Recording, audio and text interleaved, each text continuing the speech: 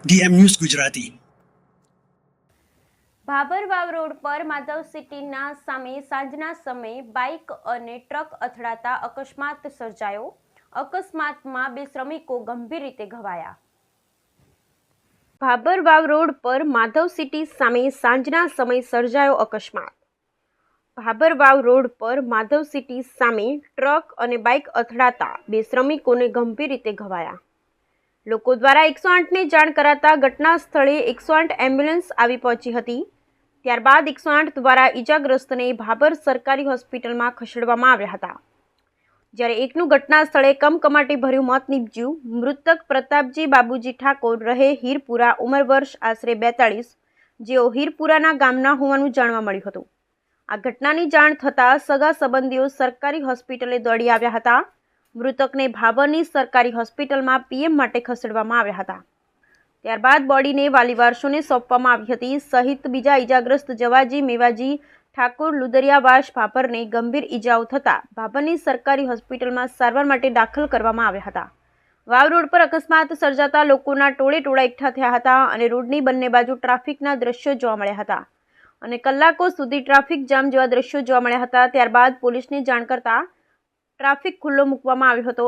ભાભર ગૌરવપંથ વાવ road બંને સાઈડોમાં દબાણો હોવાને કારણે ટ્રાફિક સર્જાતો હોય છે અને અવારનવાર આવી અકસ્માતની ઘટનાઓ બને છે, જેને લઈ મીડિયામાં અહેવાલ પણ પ્રસિદ્ધ કરવામાં આવે છે। તો આવા દબાણો ભાભર નગરપાલિકા દ્વારા સત્વરે દૂર કરવામાં આવે એવું લોકમુખે ચર્ચાઈ રહ્યું છે। બ્યુરો રિપોર્ટ ગોપાલ કે પૂજારા, ભાભર, બનાસકાંઠા। બામણાસા ઘેડ વિસ્તારના શિક્ષક દંપતીએ ઉપલેટાના દિવ્યાંગ બાળકોની સંસ્થામાં લાખો રૂપિયાની કિંમતનું કેંગન વોટર ફિલ્ટર મશીન ભેટમાં આપ્યું।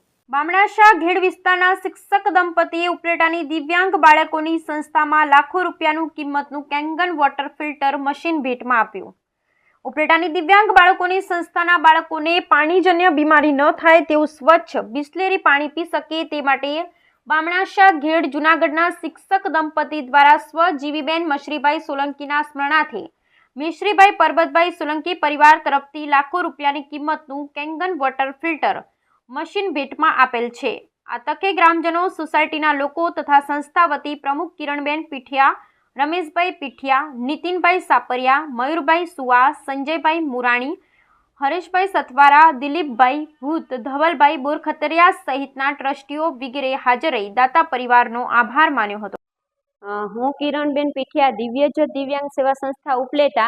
આજરોજ અમારી સંસ્થામાં કેંગન વોટરનું શિક્ષક દંપતી જે બામણાસાના રહેવાસી છે અને આપણે જૂનાગઢમાં પોતે શિક્ષક તરીકે શિક્ષક તરીકે ત્યાં નોકરી કરે છે અને આપણી સંસ્થામાં કેંગન વોટર મશીન આ પરિવારે આપણને આપેલું છે અને સ્વજીવીબેન મસરીભાઈ સોલંકીના સ્મરણાર્થે શ્રી મસરીભાઈ પરબતભાઈ સોલંકી અને પરિવાર તરફથી આ સંસ્થામાં દિવ્યાંગ બાળકોને કે જે બાળકોને સારું સ્વાસ્થ્ય રહે એ માટે આ કેંગન વોટરની આપણે બાળકો માટે જરૂરિયાત પૂરી પાડી છે।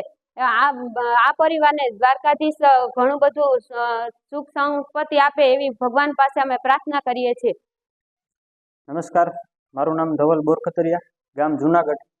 અને અમે અહીંયા જ્યારે પહેલી વાર આ સંસ્થાની મુલાકાતે આવ્યા ત્યારે અમે અહીંયા જોયું કે બાળકો ખૂબ જ સારી રીતે અહીંયા ડિસિપ્લિનમાં રહે છે, પરંતુ અમને એક વસ્તુનો વિચાર આવ્યો કે અહીંયા આવીએ તો આપણે એવું જ થાય કે આપણું ઘર જ છે જાણે, પણ અમને એક વિચાર આવ્યો કે આ બાળકો જે અહીંયા નાના ભૂલકાઓ છે એનું સ્વાસ્થ્ય સારું રહે, એની તંદુરસ્તીમાં કોઈ ખરાબી ના આવે, એના માટે અમને એક વિચાર આવ્યો કે આ જે કેંગન રૂપી જે અમૃત છે એ પાણી બાળકો પીશે, એ પાણીથી સ્નાન કરશે તો જેટલા પણ નાના મોટા રોગો છે એ બાળકોને અહીંયા દૂર થશે અને બાળકોની તંદુરસ્તી એકદમ સારી રહેશે। એટલે મસરીભાઈ પરબતભાઈ સોલંકીના પરિવાર હસ્તે આ મશીન અમે અહીંયા સ્વર્ગવાસી જીવીબેન મસરીભાઈ સોલંકીના સ્મરણાર્થે દાન સ્વરૂપે અહીંયા અમે આપીએ છીએ અને એ બદલ અમે ખૂબ લાગણી અનુભવીએ છીએ આ બાળકો પ્રત્યે કે અમે અહીંયા આપી અને આ બાળકોની તંદુરસ્તી ખૂબ જ અમે સારી રાખશું। અમે આ ભેટ સ્વરૂપે જે મશીન આપ્યું છે દિવ્યાંગ બાળકોની સંસ્થા ઉપલેટા ખાતે આવેલી છે, તો તમામ મિત્રોને વિનંતી કે જરૂરથી એકવાર અહીંયા મુલાકાત લો। પાલનપુરના ડોક્ટર હાઉસમાં એક્ટિવાની ડેકીમાં પડેલ રૂપિયા 80,000ની ભરેલ થેલી ધોળા દિવસે ચોરો લઈને થયા ફરાર. પાલનપુર ડોક્ટર હાઉસમાં એક્ટિવાની ડિક્કીમાં પડેલી ₹80,000 ભરેલી થેલી લઈ ચોર ફરાર. ચડોતરના દાનસુંગજી ઠાકોરે હોસ્પિટલનું બિલ ભરવા બેંકમાંથી પૈસા ઉપાડી ડિક્કીમાં રાખ્યા હતા. ડોક્ટર હાઉસમાં હોસ્પિટલ આગળ એક્ટિવા પાર્ક કર્યું હતું. બે અજાણ્યા શખ્સો એક્ટિવાની ડિક્કીમાં પડેલ ₹80,000 ભરેલી થેલી ઉઠાવી ફરાર. એક્ટિવાની ડિક્કીમાંથી પૈસા લઈ ફરાર થતા બે ચોર સીસીટીવી કેમેરામાં કેદ થયા. સીસીટીવી ફૂટેજના આધારે પાલનપુર પશ્ચિમ પોલીસમાં નોંધાવી ફરિયાદ. ધાનેરા નગરપાલિકા વિસ્તારમાં આવેલ ભીલવાસ શાળામાં 10મા તબક્કાનું સેવા સેતુ કાર્યક્રમ યોજાયો.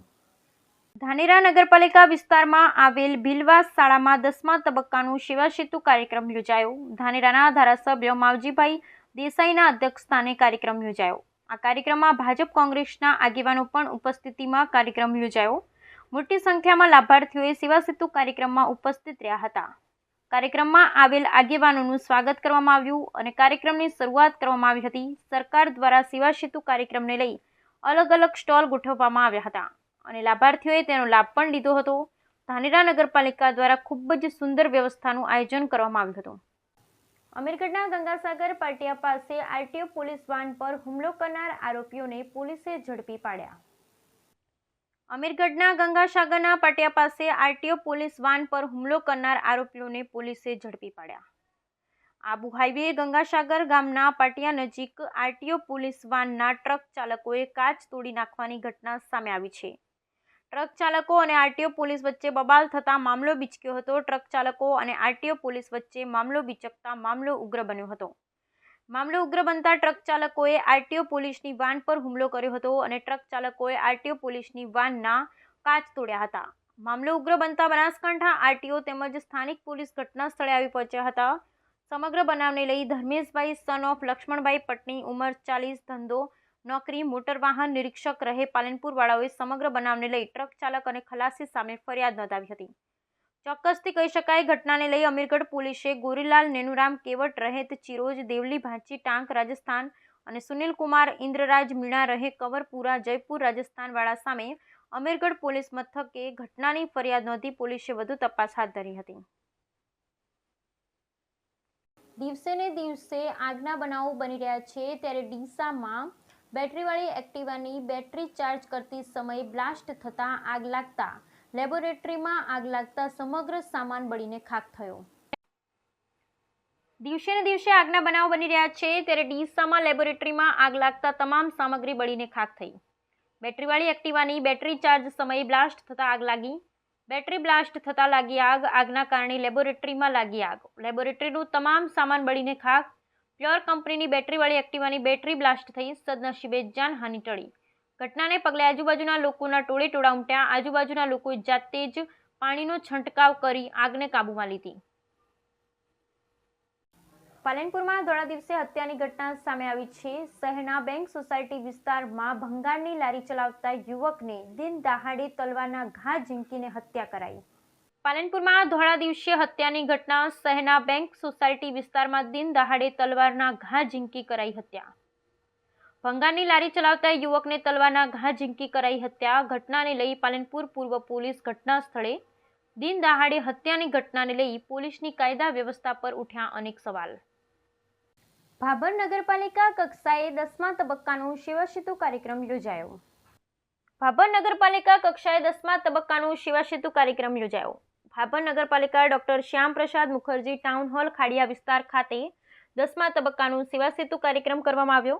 વ્યક્તિલક્ષી રજૂઆતને ઝડપી ઉકેલ આવે તેમજ વહીવટમાં પારદર્શિતા વધે તેમજ સરકારશ્રીની યોજનાઓનો દરેક નાગરિકોને લાભ મળે તેવા હેતુસર આ કાર્યક્રમ કરવામાં આવ્યો હતો.